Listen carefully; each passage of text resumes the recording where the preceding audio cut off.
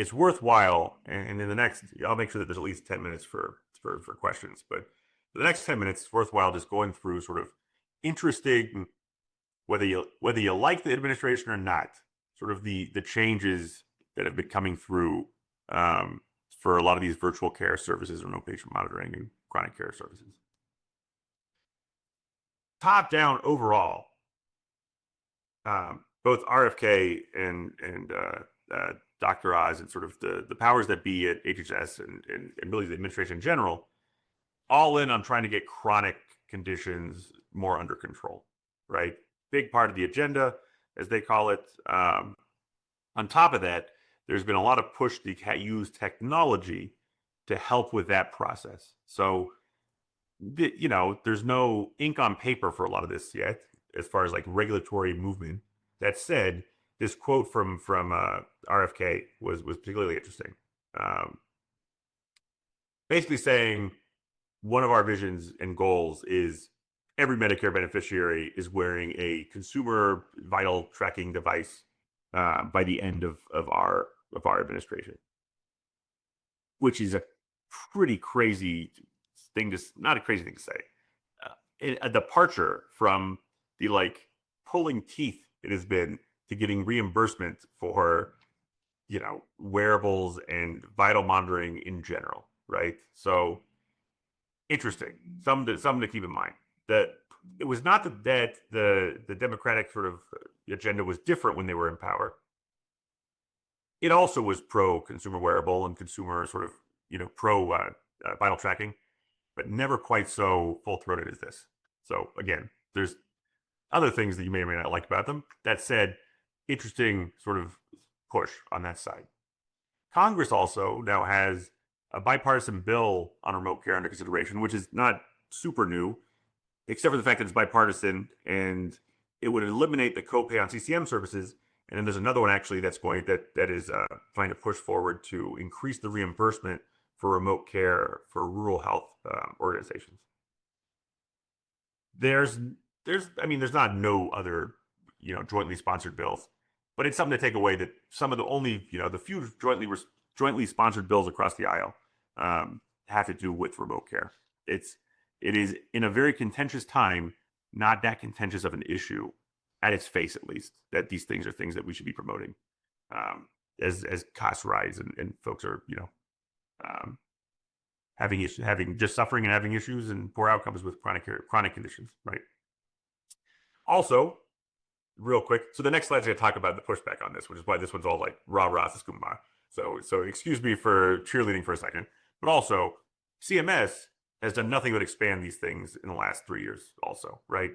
2024, FQHC's bill for RPM. 2025, here's this new APCM program that's very sort of flexible as far as being able to enroll your patients on a population level.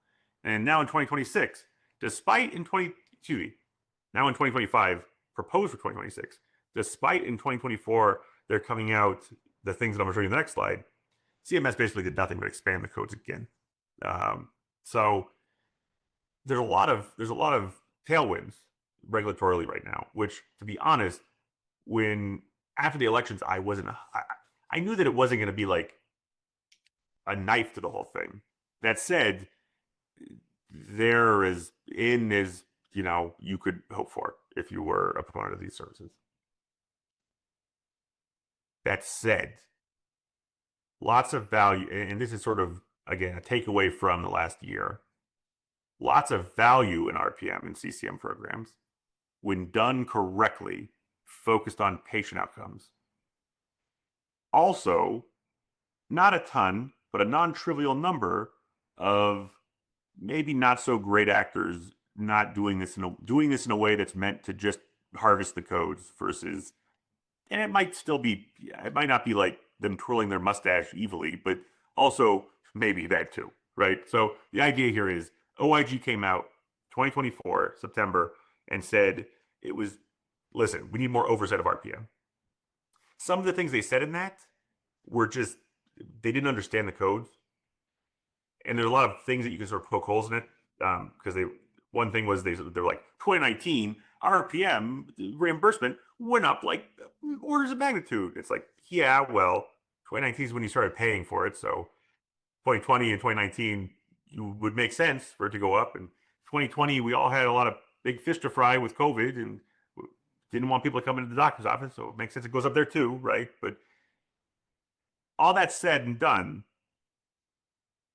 they also, basically pointed out a few RPM vendors, 21, and they were like, this doesn't seem super good faith. So some credence to it, at least, even if the sort of recommendations I disagree with. That said, with that, there's been more audits and some settlements. So far, those settlements have been for companies that truly were being belligerent. Like the biggest one that just came out, 1.3 million. There was no measurements to be had. Like they were just billing, right? So it wasn't like an RPM program that failed an audit. It was really just fraud. That was fraud, at least from what I can see, right? Alleged fraud. It was a settlement, and there's no, they didn't admit wrongdoing. But regardless, just not necessarily the best faith of programs. That said, it just behooves you as a person doing these programs well and trying, and having good patient interactions, that you make sure that your I's are dotted and your T's are crossed. So that's the takeaway here, right? Find a trustworthy, partner. If you're using a vendor, we like to think we're one of them. We're not the only one. That said, there's a lot of folks that, might not take it as seriously. But just something to keep in mind. Medicare is, sort of full steam ahead. That said, as they pay more and more money towards these programs, thinking that they're going to save money and being hopefully right, they're going to go after the lowest hanging fruit of the ones that really are just not legitimate. So it's not hard to keep clean to that level, but something to keep in mind.